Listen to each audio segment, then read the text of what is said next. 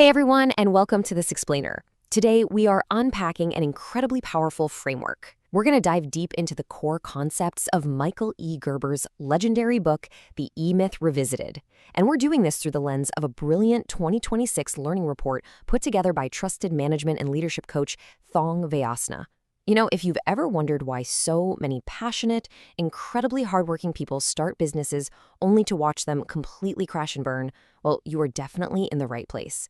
We're going to break down the exact anatomy of small business failure, and more importantly, we'll outline a structured, actionable blueprint for building a business that actually serves you rather than enslaves you.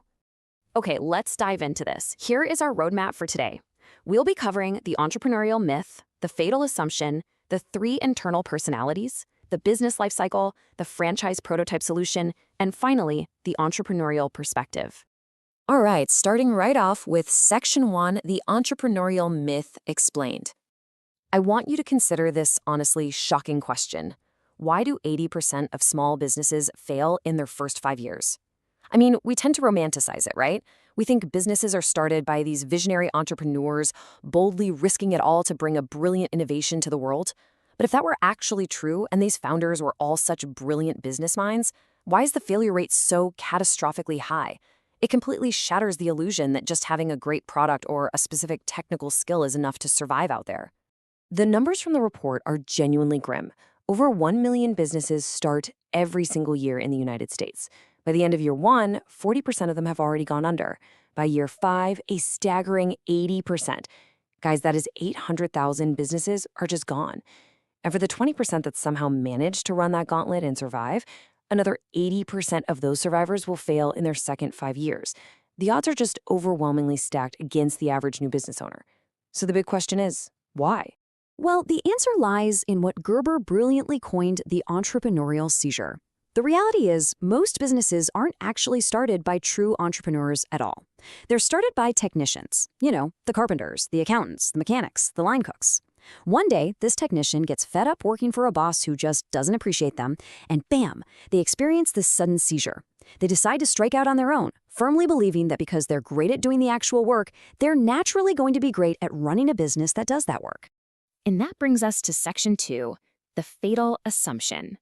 This is the trap right here. The fatal assumption goes like this.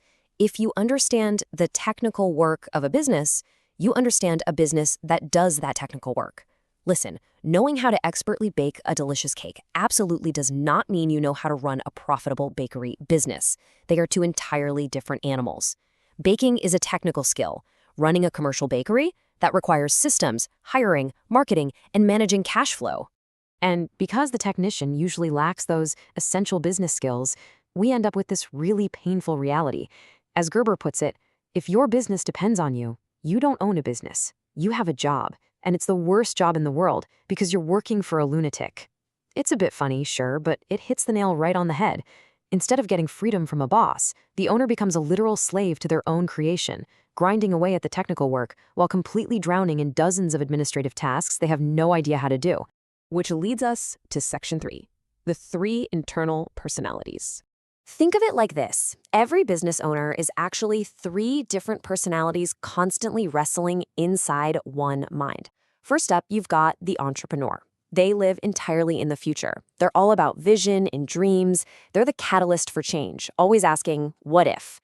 Next, you have the manager. They live in the past. They crave order, planning, the status quo. Basically, they just want to organize the mess the entrepreneur keeps making. And finally, there's the technician. They live strictly in the present. Their sole focus is just doing the work. Their motto is, if you want it done right, do it yourself. Now, if these 3 were perfectly balanced, you'd have an unstoppable leader. But they almost never are. In most small businesses, the technician completely takes over, suppressing both the entrepreneur and the manager. And that imbalance, it leads to a business driven purely by doing instead of leading, which just equals absolute chaos. Let's look at how this plays out in Section 4, the business life cycle. Businesses generally pass through 3 stages, though, as we saw in the data earlier, most never make it to the end. Stage 1 is infancy. Here, the owner and the business are exactly the same thing. You're doing everything. If you take a day off, the whole thing grinds to a halt. Eventually, you can't juggle all the balls anymore, which brings us to Stage 2, adolescence. You realize you need help, So you hire someone, let's call him Harry the bookkeeper. But here's the fatal flaw. The technician owner doesn't actually know how to manage. So instead of delegating, they practice management by abdication. They just dump tasks on Harry without any real systems or oversight. And inevitably, things go wrong.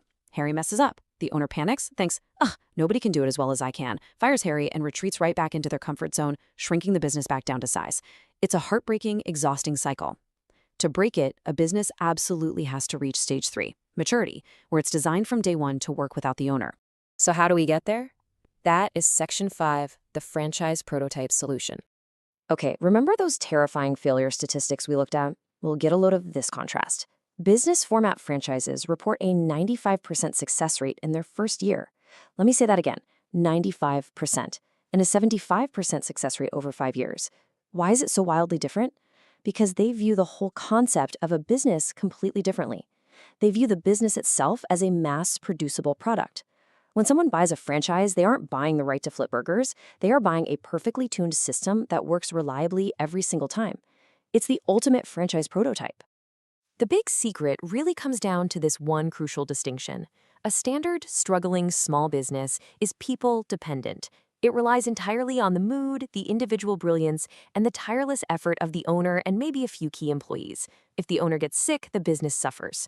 A truly mature business, on the other hand, is system-dependent. It relies on a proprietary operating system. Every single detail is tested, documented, and systematized. The system runs the business, and the people simply run the system. It's a total game changer. And that perfectly tees up our final part, Section 6, the entrepreneurial perspective. This is the absolute golden rule, probably the most famous takeaway from Gerber's entire philosophy. Work on your business, not in it. Adopting the entrepreneurial perspective means you have to step away from the daily grind of baking the pies or balancing the books. Instead, you step back and ask, how must the business work? You start looking at your business as an independent machine, a system designed specifically to produce consistent results for your customer. Because when you do that, it inevitably produces consistent profits for you, the owner. To put that into perspective, we can see this exact perspective in action with Tom Watson Sr. and his incredibly successful model for IBM. He attributed their massive global success to 3 simple pillars. 1, vision. He had a crystal clear picture of what the company would look like when it was completely finished. 2, modeling. He determined exactly how a company of that scale and success would have to act on a daily basis. And 3, action. He realized that IBM had to act like that great mature company from the very beginning if it was ever going to become one. Companies like IBM, McDonald's, and Disney, they treat maturity as their starting point, not some distant final destination they just hope to stumble into someday. I want to give a quick shout out to the author of the report we've been referencing throughout this explainer today, Thong Veasna, an L&M trusted coach. His synthesis of these concepts really provides a vital blueprint for business owners. It perfectly highlights that the real job of an owner is future work, that demanding but infinitely rewarding process of planning, envisioning, and systematizing your business structure so that it functions predictably without needing your constant manual labor. So as we wrap up, I want you to look closely at your own working style.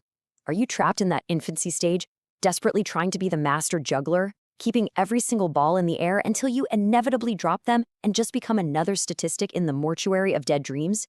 Or are you ready to step back, embrace the entrepreneurial perspective, and become the architect of a system that guarantees your own freedom? The choice, and the system, is entirely up to you. Thank you so much for joining me for this explainer, and keep learning.